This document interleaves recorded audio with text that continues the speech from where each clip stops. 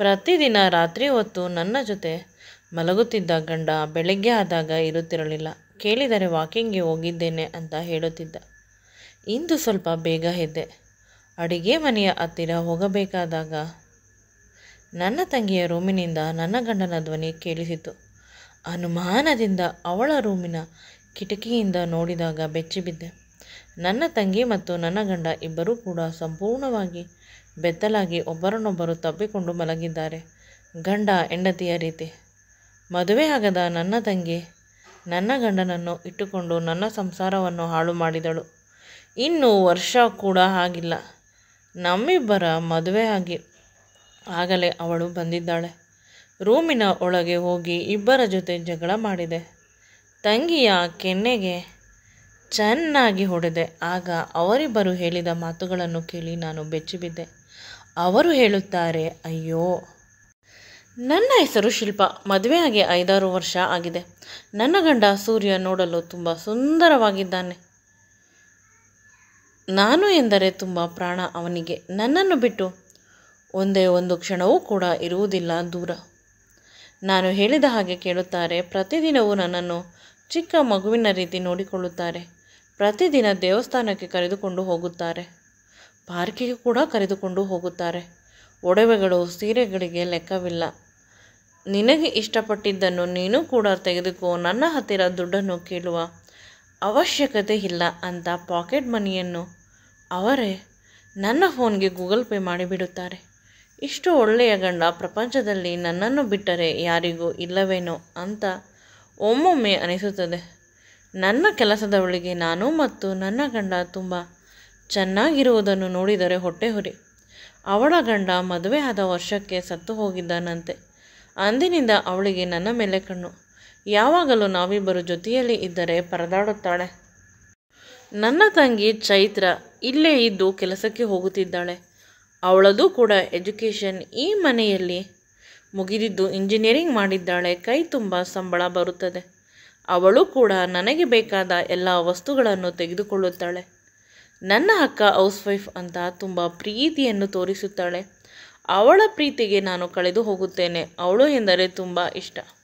ಅವಳಿಗೂ ನಾನು ಎಂದರೆ ತುಂಬ ಇಷ್ಟ. ರಿಲೇಟಿವ್ಸ್ಗಳು ಬಂದಾಗ ಕೂಡ ನನಗಿಂತ ಜಾಸ್ತಿ ಅವಳ ಜೊತೆ ಮಾತನಾಡುತ್ತಾರೆ. ನಾನು ಮಾತನಾಡುವುದು ಕಡಿಮೆ. ಅವಳು ತುಂಬ ಮಾತನಾಡುತ್ತಾಳೆ. ಅವಳು ಇದ್ದರೆ ಮನೆಯಲ್ಲಿ ಒಂದು ರೀತಿಯ ಕಳೆ. ನನ್ನ ಮೇಲೆ ಎಲ್ಲರಿಗೂ ಪ್ರೀತಿ ಇದೆ. ಆದರೂ ಕೂಡ ಪ್ರತಿಯೊಬ್ಬರೂ ಕೂಡ ಅವಳ ಕಡೆಗೆ ಗಮನ ಜಾಸ್ತಿ ಹರಿಸುತ್ತಾರೆ. ಹಾಗೆ ನೋಡಿದರೆ ಅವಳಿಗಿಂತ ಸುಂದರಿ ನಾನು. ಅವಳು ಆವ್ರೇಜ್, ಅಷ್ಟೊಂದು ಏನೂ ಸುಂದರವಾಗಿಲ್ಲ. ಆದರೂ ಕೂಡ ಜನರು ಅವಳನ್ನೇ ಇಷ್ಟಪಡುತ್ತಾರೆ. ಏನೋ ಒಂದು ಅಟ್ರಾಕ್ಷನ್ ಅಂತ ಹೇಳುತ್ತಾರೆ. ಅರ್ಥವಾಗುತ್ತಿಲ್ಲ. ಒಂದು ಸಲ ನಾನು ನನ್ನ ಗಂಡನ ಬಳಿ ಕೇಳಿದೆ, ನಿಮಗೆ ನಾನು ಸುಂದರವಾಗಿ ಕಾಣುವೆನಾ ಅಥವಾ ನನ್ನ ತಂಗಿ ಸುಂದರವಾಗಿ ಕಾಣುತ್ತಾಳ ಅನ್ನುವ ಪ್ರಶ್ನೆಯನ್ನು ಕೇಳಿದಾಗ ನನ್ನ ಗಂಡ ಒಂದು ಕ್ಷಣ ಸೈಲೆಂಟ್ ಆದ. ಆಶ್ಚರ್ಯದಿಂದ ನನ್ನ ಮುಖವನ್ನು ನೋಡಿದ ಪ್ರಶ್ನಾರ್ಥಕವಾಗಿ. ಏನು ನಿನ್ನ ಸಮಸ್ಯೆ ಅಂತ. ಆಗ ನಾನು ಹೇಳಿದೆ, ಪ್ರತಿಯೊಬ್ಬರು ಅವಳ ಕಡೆ ಜಾಸ್ತಿ ಪ್ರೀತಿ ತೋರುತ್ತಾರೆ. ನಾನು ಅಡುಗೆ ಮನೆಗೆ ಹೋದಾಗ ಅಂತೂ ನಾನು ನೋಡುತ್ತಿಲ್ಲ ಅಂತ ಅವಳನ್ನು ತಬ್ಬಿಕೊಳ್ಳುತ್ತಾರೆ. ಹಾಗೆ ನೋಡಿದರೆ ಈ ಮನೆಗೆ ಸ್ವಂತ ನಾನು ಅಲ್ಲವೇ? ಅವಳು ನನ್ನ ತಂಗಿ. ಅವಳು ಹೇಗೆ ಇಷ್ಟು ಬೇಗ ಹೊಂದಿಕೊಂಡಳು ಅವರ ಜೊತೆ? ನನಗೆ ಆಶ್ಚರ್ಯ. ಆಗ ನನ್ನ ಗಂಡ ಹೇಳಿದರು, ಅವಳು ಇನ್ನೂ ಚಿಕ್ಕವಳು, ಯೌವನ ತುಂಬಿದ ವಯಸ್ಸು, ಅದಕ್ಕೆ ಪ್ರತಿಯೊಬ್ಬರು ಹೇಳುತ್ತಾರೆ ಅಷ್ಟೇ. ಅದನ್ನು ಬಿಟ್ಟು ಮತ್ತೆ ಇನ್ನೇನೂ ಇಲ್ಲ. ನೀನು ಸುಮ್ಮನೆ ಅನವಶ್ಯಕ ಚಿಂತೆಗಳನ್ನು ಮನಸ್ಸಿನಲ್ಲಿ ಇಟ್ಟುಕೊಳ್ಳಬೇಡ. ನೀನು ಈ ಮನೆಗೆ ಸೇರಿದವಳು ಅಂತ ಪ್ರತಿಯೊಬ್ಬರು ನಿನ್ನನ್ನು ಒಪ್ಪಿಕೊಂಡಿದ್ದಾರೆ. ನಿನ್ನ ಬಗ್ಗೆ ಹೇಳಲು ಯಾವುದೇ ವಿಷಯವಿಲ್ಲ. ಅವಳಾದರೆ ಹೊರಗಡೆ ಹೋಗುತ್ತಾಳೆ, ದುಡಿಯುತ್ತಾಳೆ, ಆದ್ದರಿಂದ ಮಾತನಾಡಬಹುದು ಅಷ್ಟೇ. ಗಂಡ ಹೇಳಿದ್ದು ನಿಜ ಅಂತ ಅನಿಸಿತು. ಪಕ್ಕದ ಮನೆಯ ಮಕ್ಕಳು ನಮಗೆ ಇಷ್ಟ, ಆದರೆ ನಮ್ಮ ಮನೆಯ ಮಕ್ಕಳು ಅಷ್ಟೊಂದು ಇಷ್ಟವಾಗುವುದಿಲ್ಲ. ಏಕೆಂದರೆ ಅವರು ನಮ್ಮ ಸ್ವಂತ ಮಕ್ಕಳಲ್ಲವೇ? ಹೊಗಳಿದರೂ ಅವರನ್ನೇ ಹೊಗಳುವುದು ಅಲ್ಲವೇ? ಇಂದು ನನ್ನ ತಮ್ಮ, ಅಪ್ಪ, ಅಮ್ಮ ಎಲ್ಲರೂ ಬಂದರು. ಅಮ್ಮನನ್ನು ಗಟ್ಟಿಯಾಗಿ ತಪ್ಪಿಕೊಂಡೆ. ಅಮ್ಮ ಎಂದರೆ ನನ್ನ ಪ್ರಾಣ. ಅವಳಿಲ್ಲದೆ ನನಗೆ ಉಸಿರಾಡಲು ಕೂಡ ಕಷ್ಟ. ಅವರು ನನಗಾಗಿ ಮತ್ತು ನನ್ನ ತಂಗಿಗಾಗಿ ನಾವು ಇಷ್ಟಪಡುವ ತಿಂಡಿಗಳನ್ನು ಮಾಡಿ ತಂದುಕೊಟ್ಟರು. ಅವುಗಳನ್ನು ತಿಂದು ನನ್ನ ಜನ್ಮ ಸಾರ್ಥಕವಾಯಿತು. ಅಮ್ಮನಿಗಾಗಿ ವಿಧ ವಿಧವಾದ ಅಡುಗೆಗಳನ್ನು ಮಾಡಿದೆ. ಅಮ್ಮನಿಗೆ ರೇಷ್ಮೆ ಸೀರೆ, ಅಪ್ಪನಿಗೂ ಕೂಡ ರೇಷ್ಮೆ ಬಟ್ಟೆ, ತಮ್ಮನಿಗೆ ಬೇಕಾದ ಬಟ್ಟೆಗಳನ್ನು ತಂದೆ. ಏನು ತಂದುಕೊಟ್ಟರೂ ಅಪ್ಪ ಅಮ್ಮ ತಂಗಿಯ ಕಡೆ ಒಲವು. ಅವರು ಕೂಡ ತೋರಿಸುತ್ತಾರೆ. ನನ್ನ ಜೊತೆ ಕಾಟಾಚಾರಕ್ಕೆ ಮಾತನಾಡುವ ರೀತಿ ಇರುತ್ತದೆ, ಆದರೆ ಅವಳ ಜೊತೆ ತುಂಬ ಪ್ರೀತಿಯಿಂದ ಮಾತನಾಡುತ್ತಾರೆ. ನಾನು ಸ್ನಾನಕ್ಕೆ ಹೋದಾಗ ಅಥವಾ ನಾನು ಮನೆಯಲ್ಲಿ ಇಲ್ಲ ಅಂತ ತುಂಬ ಸಲಿಗೆಯಿಂದ ಮಾತನಾಡುತ್ತಾರೆ ಅವಳ ಜೊತೆ. ನನ್ನ ಜೊತೆ ಎಂದೂ ಮಾತನಾಡುವುದಿಲ್ಲ ಆ ರೀತಿ. ಇವುಗಳನ್ನು ಅರಿತ ನನ್ನ ಗಂಡ ಆದಷ್ಟು ಈ ರೀತಿಯ ನಕಾರಾತ್ಮಕ ವಿಷಯಗಳಿಂದ ನನ್ನನ್ನು ದೂರ ಇಟ್ಟು ನಾನು ನೆಮ್ಮದಿಯಾಗಿ ಇರುವಂತೆ ಮಾಡುತ್ತಾರೆ. ಇತ್ತೀಚೆಗೆ ಮೆಡಿಟೇಷನ್ ಕ್ಲಾಸ್ಗೆ ಕೂಡ ಸೇರಿಸಿದ್ದಾರೆ. ಒಂದು ರೀತಿ ಮನಸ್ಸಿಗೆ ದೇಹಕ್ಕೆ ಸಮಾಧಾನ ಸಿಗುತ್ತದೆ. ಪ್ರತಿದಿನ ಮೆಡಿಟೇಷನ್ ಮಾಡುವುದರಿಂದ ತುಂಬ ದಿನಗಳಿಂದ ನನಗೆ ಮಾತ್ರೆಗಳನ್ನು ಕೊಡುತ್ತಿದ್ದಾರೆ. ಕೇಳಿದರೆ ನೀನು ಇಲ್ಲಸಲ್ಲದ ಯೋಚನೆಗಳನ್ನು ಮಾಡುತ್ತೀಯ, ಇದರಿಂದ ಮನಸ್ಸಿಗೆ ನೆಮ್ಮದಿ ಇಲ್ಲ ಅಲ್ಲವೇ? ಅದಕ್ಕಾಗಿ ಡಾಕ್ಟರ್ ಹೇಳಿರುವುದು ನಿನಗೆ ಈ ಮಾತ್ರೆಯನ್ನು ಕೊಟ್ಟರೆ ಮನಸ್ಸಿಗೆ ನೆಮ್ಮದಿ ಸಿಗುತ್ತದೆ ಅಂತ. ನಿನ್ನ ಖುಷಿಯೇ ನನ್ನ ಖುಷಿ ಅಂತ ಮುದ್ದಾಗಿ ಮಾತನಾಡಿ ನನ್ನ ಗಂಡ ಪ್ರತಿದಿನ ಮಾತ್ರೆ ನುಂಗಿಸುತ್ತಾರೆ. ಇತ್ತೀಚೆಗೆ ನನ್ನ ಗಂಡ ಅವರ ಕೆಲಸದಲ್ಲಿ ತುಂಬ ಬ್ಯುಸಿ ಇರುತ್ತಾರೆ. ಫಾರಿನ್ ಟ್ರಿಪ್ಗಳು ಕೂಡ ಹೋಗುತ್ತಾರೆ. ನಾನು ಟ್ರಿಪ್ ಅಂತ ಅಂದುಕೊಳ್ಳುತ್ತೇನೆ, ಆದರೆ ಅವರು ಕೆಲಸದ ಮೇಲೆ ಅಂತ ಹೇಳುತ್ತಾರೆ. ಅದೇ ಸಮಯದಲ್ಲಿ ನನ್ನ ತಂಗಿಯೂ ಕೂಡ ಅವಳ ಗೆಳತಿಯ ಮದುವೆ ಅಂತ ಹೋದಳು. ಇಬ್ಬರೂ ಮನೆಯಲ್ಲಿ ಇಲ್ಲದೇ ಇರುವುದರಿಂದ ಒಂದು ರೀತಿಯ ಬೇಸರ. ಈ ಬೇಸರಗಳ ಮಧ್ಯೆ ನಾನು ಒಬ್ಬಳೇ ಇರುವುದನ್ನು ಕಲಿಯುತ್ತಿದ್ದೆ. ನಮ್ಮ ಮನೆಯ ಕೆಲಸದವಳು ಹೇಳಿದರು, ಅಮ್ಮವರೇ, ಯಜಮಾನರು ಏನಾದರೂ ಇನ್ನೊಂದು ಸಂಬಂಧವನ್ನು ಇಟ್ಟುಕೊಂಡಿರಬಹುದು. ತಿಂಗಳಿಗೆ 1 ಬಾರಿ ಆದರೂ ಫಾರಿನ್ ಟ್ರಿಪ್ಗೆ ಹೋಗುತ್ತಾರೆ. ನಿಮ್ಮನ್ನು ಕರೆದುಕೊಂಡು ಹೋಗುವುದಿಲ್ಲ. ನಿಮ್ಮ ಬಗ್ಗೆ ಸರಿಯಾದ ಕಾಳಜಿ ಕೂಡ ತೋರಿಸುವುದೂ ಇಲ್ಲ. ನೀವು ನೋಡಿದರೆ ಅವರ ಹಿಂದೆಯೇ ಓಡಾಡುತ್ತೀರಾ. ಸ್ವಲ್ಪ ಹುಷಾರಾಗಿರಿ. ಹಾಲು ಅಂತ ಇರುವುದೆಲ್ಲ ಕೂಡ ಹಾಲಾಗಿರುವುದಿಲ್ಲ. ಕೆಲವು ಬಾರಿ ವಿಷವೂ ಕೂಡ ಹಾಲಿನ ರೀತಿ ಇರುತ್ತದೆ. ಸಡನ್ನಾಗಿ ಅವಳ ಮಾತುಗಳು ನನ್ನ ಎದೆಗೆ ಚುಚ್ಚಿತು. ನನಗೆ ಭಯವಾಯಿತು. ಎಷ್ಟು ಭಯವೆಂದರೆ ಸತ್ಯ ಅಂತ ಅನ್ನಲು ಶುರುವಾಯಿತು. ಇಷ್ಟೊಂದು ಭಯ ಏಕೆ ಎಂದರೆ ನನಗೆ ನನ್ನ ಗಂಡ ಎಂದರೆ ಪ್ರಾಣ. ತಕ್ಷಣ ಅವಳ ಕೆನ್ನೆಗೆ 2 ಬೀಸಿದೆ. ಇನ್ನೊಂದು ಬಾರಿ ನನ್ನ ಗಂಡನ ಜೊತೆ ಅಥವಾ ಅವರ ಬಗ್ಗೆ ಈ ರೀತಿ ಕೆಟ್ಟದಾಗಿ ಮಾತನಾಡಿದರೆ ಮನೆಯಿಂದ ಹೊರಗಡೆ ಓಡಿಸುತ್ತೇನೆ. ಕೋಪದಿಂದ ರೂಮಿಗೆ ಹೊರಟು ಹೋದೆ. ಅವಳು ಅಳುತ್ತಿದ್ದಳು. ಅವಳಿಗೆ ಹೊಡೆದೆ. ಆದರೆ ನನ್ನ ಸಮಾಧಾನ ನಾನು ಹೇಗೆ ಮಾಡಿಕೊಳ್ಳಲಿ? ಇದಾದ ಸ್ವಲ್ಪ ದಿನಗಳ ಬಳಿಕ ನನ್ನ ಮನೆಯ ಕೆಲಸದವಳು ಪುನಃ ಬಂದು ಹೇಳಿದಳು, ಬೇರೆ ಹುಡುಗಿಯ ಜೊತೆ ಇದ್ದಾರೆ. ಹೋಟೆಲ್ನಲ್ಲಿ ಒಬ್ಬರಿಗೆ ಒಬ್ಬರು ತಿನ್ನಿಸುತ್ತಿದ್ದರು. ಅವರ ಅನ್ಯೋನ್ಯತೆ ನೋಡಲು ಸಾಧ್ಯವಾಗುತ್ತಿಲ್ಲ. ನಿಮ್ಮನ್ನು ಎಂದಾದರೂ ಹೋಟೆಲ್ಗೆ ಕರೆದುಕೊಂಡು ಹೋಗಿದ್ದಾರಾ? ಇಲ್ಲ ತಾನೇ? ಎಷ್ಟು ದಿನವಾಯಿತು ನೀವಿಬ್ಬರು ಹೊರಗಡೆ ಹೋಗಿ ಅಂತ ಹೇಳಿದಳು. ಈ ಬಾರಿ ನನಗೆ ಅವಳ ಮೇಲೆ ಕೋಪ ಬಂದಿಲ್ಲ. ಒಮ್ಮೊಮ್ಮೆ ಆಫೀಸ್ನಲ್ಲಿ ಎಲ್ಲರೂ ಕೂಡ ಊಟಕ್ಕೆ ಹೋಗುತ್ತಾರೆ. ಯಾವುದಾದರೂ ಮೀಟಿಂಗ್ಗಳು ಇದ್ದಾಗ ಇಂದು ಕೂಡ ಹೋಗಿರಬಹುದು. ಇವರಿಗೆ ನಾನು ಎಂದರೆ ತುಂಬ ಇಷ್ಟ. ಎಲ್ಲಿ ನನಗೆ ಅನ್ಯಾಯವಾಗುತ್ತದೆ ಅಂತ ಈ ರೀತಿ ಹೇಳುತ್ತಿದ್ದಾಳೆ. ಈ ಬಾರಿ ಮೊದಲಿನ ರೀತಿ ತಾಳ್ಮೆ ಕಳೆದುಕೊಂಡು ಅವಳಿಗೆ ಹೊಡೆಯಬಾರದು ಅಂತ ಸುಮ್ಮನಾದೆ. ದಿನಗಳು ಕಳೆಯುತ್ತಾ ಹೋಗುತ್ತಿದೆ. ನನ್ನ ಗಂಡ ನನ್ನಿಂದ ದೂರವಾಗುತ್ತಿದ್ದಾನೆ. ಯಾವಾಗಲೂ ಅವನ ಹತ್ತಿರ ಹೋದರೆ ನಿನ್ನ ಆರೋಗ್ಯ ಸರಿಯಿಲ್ಲ, ಸಂಪೂರ್ಣವಾಗಿ ಗುಣಮುಖವಾಗು, ಒಂದು ಆರೋಗ್ಯವಂತ ಮಗುವಿಗೆ ಜನ್ಮ ನೀಡೋಣ, ಈ ರೀತಿಯ ಮಾತುಗಳನ್ನು ಆಡಿ ಸುಮ್ಮನಾಗಿಸಿ ಬಿಡುತ್ತಿದ್ದ. ಅವರು ನನ್ನ ಪಕ್ಕದಲ್ಲಿ ಮಲಗಿದರೂ ಕೂಡ ನನ್ನನ್ನು ಟಚ್ ಮಾಡುವುದಿಲ್ಲ. ಅಕಸ್ಮಾತ್ ಅವರ ಮೇಲೆ ನಾನು ಕೈ ಹಾಕಿದರೆ ಕೋಪ ಮಾಡಿಕೊಳ್ಳುತ್ತಿದ್ದರು. ಮಿಲನ ಅನ್ನುವುದು ಪ್ರೀತಿಯಿಂದ ಬರಬೇಕು, ಬಲವಂತದಿಂದ ಅಲ್ಲ. ನಿನ್ನ ಆರೋಗ್ಯ ಸುಧಾರಿಸಿ ನೀನು ಸಂಪೂರ್ಣವಾಗಿ ಗುಣಮುಖವಾಗುವವರೆಗೂ ಈ ವಿಷಯದ ಬಗ್ಗೆ ಚರ್ಚೆ ಬೇಡ ಅಂತ ಕೋಪಗೊಂಡು ಆ ಕಡೆ ತಿರುಗಿ ಮಲಗಿದ್ದಾಗ ಪ್ರತಿ ಬಾರಿ ಆರೋಗ್ಯ ಅಂತ ಹೇಳುತ್ತಾರೆ. ನಾನು ಆರೋಗ್ಯವಾಗಿ ಇದ್ದೇನೆ. ಮತ್ತೆ ಇವನಿಗೆ ಏನು ತೊಂದರೆ ಆಯಿತು ತಿಳಿಯುತ್ತಿಲ್ಲ. ವಯಸ್ಸಿಗೆ ತಕ್ಕಂತೆ ಆಸೆಗಳು ನನಗೂ ಇವೆ, 10 ಹಲವು. ಆದರೆ ಅವನು ಯಾವುದಕ್ಕೂ ಕೂಡ ಸ್ಪಂದಿಸುವುದಿಲ್ಲ. ಬದಲಾಗಿ ನನ್ನಿಂದ ದೂರವಾಗುತ್ತಿದ್ದಾನೆ. ಏನಾದರೂ ಇವನಿಗೆ ಬೇರೆ ಸಂಬಂಧ ಇರಬಹುದಾ? ಈ ರೀತಿ ಆಲೋಚನೆಗಳಲ್ಲಿ ರಾತ್ರಿ ಕಳೆಯಿತು. ಬೆಳಿಗ್ಗೆ ಎಚ್ಚರವಾದಾಗ ನನ್ನ ಗಂಡ ಪಕ್ಕದಲ್ಲಿ ಇರಲಿಲ್ಲ. ತುಂಬ ಸಮಯದ ಬಳಿಕ ಮನೆಗೆ ಬಂದರು. ಕಾರಣ ಕೇಳಿದ್ದಕ್ಕೆ ನಾನು ವಾಕಿಂಗ್ಗೆ ಹೋಗಿದ್ದೆ, ದಪ್ಪ ಆಗಿದ್ದೇನೆ ಅಂತ ಆಫೀಸ್ನಲ್ಲಿ ಎಲ್ಲರೂ ಹೇಳುತ್ತಿದ್ದಾರೆ. ಅದಕ್ಕಾಗಿ ಈ ಕಷ್ಟ ಪಡುತ್ತಿದ್ದೇನೆ ಅಂತ ಹೇಳಿದರು. ನಾಳೆಯಿಂದ ನಾನು ಬರುತ್ತೇನೆ, ಇಬ್ಬರು ಕೂಡ ವಾಕಿಂಗ್ ಮಾಡೋಣ, ಅಲ್ಲಿ ಪಾರ್ಕ್ನಲ್ಲಿ ಕಪಲ್ ಯೋಗ ಮಾಡೋಣ. ಅವರ ಮುಖ ಸ್ವಲ್ಪ ಕಪ್ಪಾಯಿತು. ಏನೂ ಮಾತನಾಡದೆ ಸ್ನಾನಕ್ಕೆ ಹೊರಟು ಹೋದರು.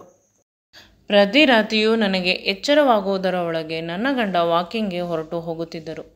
ಇಂದು ಮನೆಯಲ್ಲಿ ಹಬ್ಬ, ಎಲ್ಲವನ್ನು ಚೆನ್ನಾಗಿ ಅಲಂಕರಿಸಬೇಕು. ಅದಕ್ಕಾಗಿ ಬಹಳ ಬೇಗ ಎದ್ದು ಹೊರಗೆ ಬಂದೆ. ಇಂದು ಕೂಡ ನನ್ನ ಗಂಡ ಇರಲಿಲ್ಲ, ಹೊರಗೆ ಹೋಗಿದ್ದಾರೆ. ನಾನು ತುಂಬ ಕೆಲಸವಿದ್ದುದರಿಂದ ಆ ಹತ್ತಿರದಲ್ಲಿ ಅಡುಗೆ ಮನೆ ಕಡೆ ಹೋಗುತ್ತಿದ್ದೆ. ಇದ್ದಕ್ಕಿದ್ದಂತೆ ನನ್ನ ತಂಗಿಯ ರೂಮಿನಿಂದ ನನ್ನ ಗಂಡನ ಧ್ವನಿ ಕೇಳಿಸಿತು. ನಿಧಾನವಾಗಿ ಹತ್ತಿರ ಹೋದರೆ ಹೌದು, ನನ್ನ ಗಂಡನ ಧ್ವನಿಯೇ. ನನ್ನ ತಂಗಿಯನ್ನು ಮದುವೆ ಆಗಿಲ್ಲ, ಹೇಗೆ ಅವಳ ರೂಮಿನಿಂದ ಕೇಳಿಸುತ್ತಿದೆ ಆ ಧ್ವನಿ ಅಂತ ಭಯದಿಂದ ಕಿಟಕಿಯಿಂದ ನೋಡಿದೆ. ಆಗ ಬೆಚ್ಚಿಬಿದ್ದೆ. ನನ್ನ ಗಂಡ ಮತ್ತು ಅವಳು ಇಬ್ಬರು ಬೆತ್ತಲಾಗಿ ಮಲಗಿದ್ದಾರೆ. ನನ್ನ ಗಂಡ ಅವಳಿಗೆ ಮುತ್ತುಗಳನ್ನು ಕೊಡುತ್ತಿದ್ದಾನೆ. ಅವಳು ಬೇಡ ಎಂದರು, ಅವನು ಮಾತ್ರ ಅವಳನ್ನು ಬಿಡುತ್ತಿಲ್ಲ. ಇಬ್ಬರು ಪರಸ್ಪರ ಒಬ್ಬರನ್ನೊಬ್ಬರು ಆಕ್ರಮಿಸುತ್ತಿದ್ದಾರೆ. ನಾನು ಬೆಚ್ಚಿಬಿದ್ದೆ. ನನಗೆ ಒಂದು ಮುತ್ತು ಕೊಡು ಅಂದರೆ ಹುಷಾರಾಗು ನೀನು ಅಂತ ನನ್ನ ಹಿಂದೆ ಹಿಂದೆ ಹೋಗುವ ಮನುಷ್ಯ ಇಂದು ನನ್ನ ತಂಗಿಯ ದೇಹದ ಸೌಂದರ್ಯ ರಾಶಿಯನ್ನು ಸಂಪೂರ್ಣವಾಗಿ ಹೀರುತ್ತಿದ್ದಾನೆ. ಭಯವಾಯಿತು.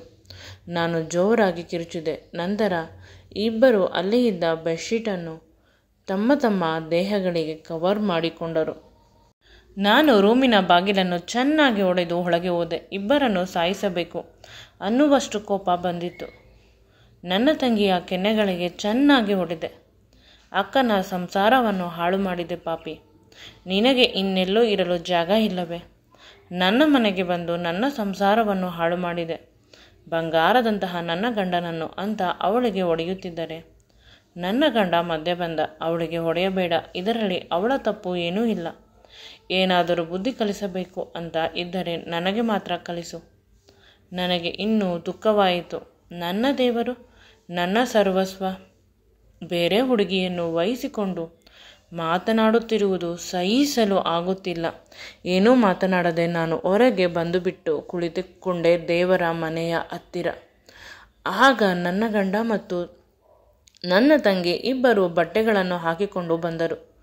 ದಯವಿಟ್ಟು ನಮ್ಮನ್ನು ಕ್ಷಮಿಸು, ನಿನಗೆ ಸುಳ್ಳು ಹೇಳಿದ್ದೇವೆ ಅಂತ ನನ್ನ ಗಂಡ ಹೇಳುತ್ತಿದ್ದಾರೆ. ಅವಳು ಅವನನ್ನು ತಡೆಯುತ್ತಾಳೆ. ಆಗ ವಿಧಿಯಿಲ್ಲದೆ ನಾನು ಎಲ್ಲ ಸತ್ಯವನ್ನು ಕೇಳಬೇಕು. ದಯವಿಟ್ಟು ಹೇಳಿ ಅಂತ ಕಿರುಚಿದೆ. ಆಗ ನನ್ನ ಗಂಡ ಹೇಳಿದ ಸತ್ಯವನ್ನು ಕೇಳಿ ನಾನು ಬೆಚ್ಚಿಬಿದ್ದೆ. ಅಯ್ಯೋ, ಬದುಕು ಎಷ್ಟು ಕ್ರೂರ ಅಂತ ಅನಿಸಿತು. ಪ್ರತಿದಿನ ನಾನು ಯಾರನ್ನು ನನ್ನ ಗಂಡ ಅಂತ ಹಿಂದೆ ಮುಂದೆ ಸುತ್ತುತ್ತೇನೆ, ಅವನು ನನ್ನ ಗಂಡನಲ್ಲವಂತೆ, ಬದಲಿಗೆ ನನ್ನ ಮೈದುನ ಅಂತೆ. ಅವಳು ಅಂದರೆ ನನ್ನ ತಂಗಿ, ನನ್ನ ಮೈದುನನ ಹೆಂಡತಿ. ನಾನು ನನ್ನ ಗಂಡ ಇಬ್ಬರು ವೃತ್ತಿಯಲ್ಲಿ ಡಾಕ್ಟರ್ ಆಗಿದ್ದೆವು. ಟ್ರಿಪ್ಗೆ ಹೋಗಿದ್ದಾಗ ಆಕ್ಸಿಡೆಂಟ್ ಆಗಿ ನನ್ನ ಗಂಡ ಸ್ಪಾಟ್ಔಟ್ ಆದರಂತೆ. ನಾನು ಮಾನಸಿಕ ಅಸ್ವಸ್ಥಳಾಗಿ ತುಂಬ ದಿನ ಆಸ್ಪತ್ರೆಯಲ್ಲಿ ಇದ್ದೆ ಅಂತ ಹೇಳುತ್ತಾರೆ. ತುಂಬ ಶಾಕ್ ಆಗಿತ್ತಂತೆ.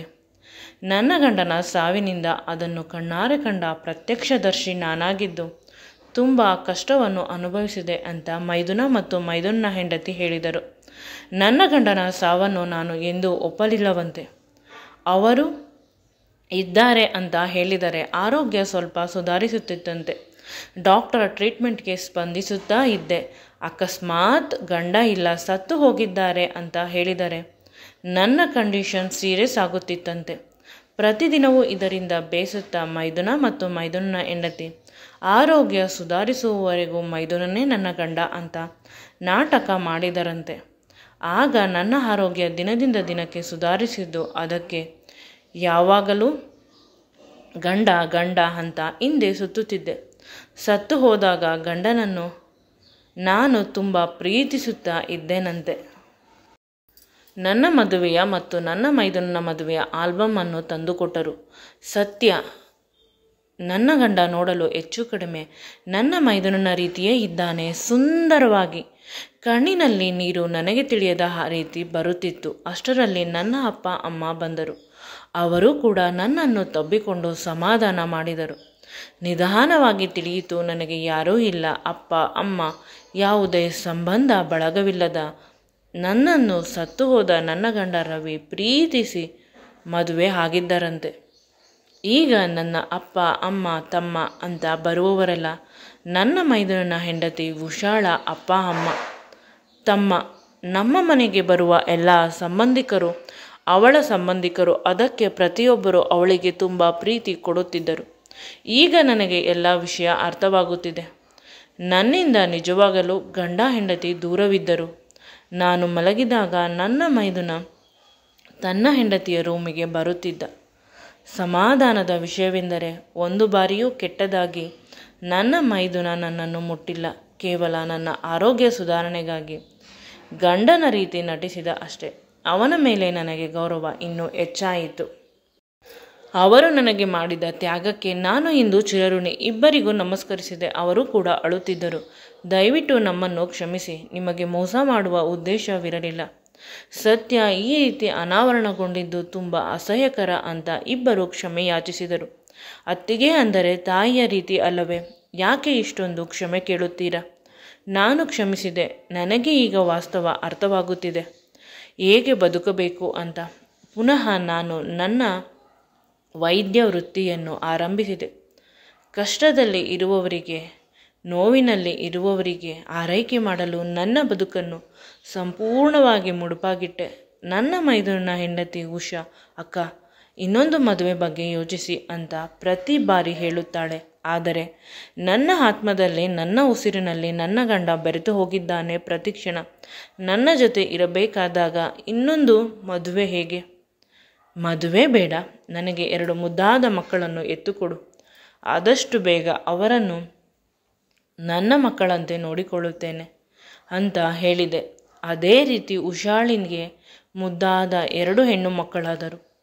ಅವುಗಳನ್ನು ನನ್ನ ಮಕ್ಕಳ ರೀತಿ ಸಾಕುತ್ತಿದ್ದೇನೆ, ಪ್ರೀತಿಯಿಂದ, ವಾತ್ಸಲ್ಯದಿಂದ.